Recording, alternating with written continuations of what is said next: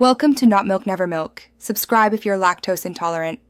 You start by preparing documents and moving immediately to a nearby Aadhaar enrollment/update center. Once there, grab a token and ask for mobile number update form. Fill in your 12-digit Aadhaar and the new mobile number clearly, then sign where required. Make sure the mobile is switched on and with you. You will use it for an OTP verification if requested, and the operator will schedule biometric authentication next. Next, hand over your filled form and original ID. The operator scans your Aadhaar or QR and verifies details. Then you provide biometric authentication, fingerprint or iris, so the system can securely link the new number. Once biometrics match, the operator triggers an OTP to the new mobile.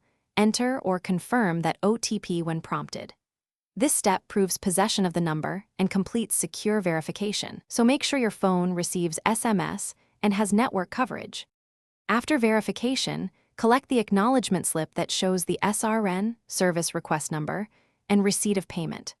Once done, you can track the update status online or wait for SMS confirmation. Updates usually complete within a few days but can extend. If you do not receive the SMS or the update stalls, return to the same center with your slip and SRN or call the Aadhaar helpline. Make sure you keep the acknowledgement.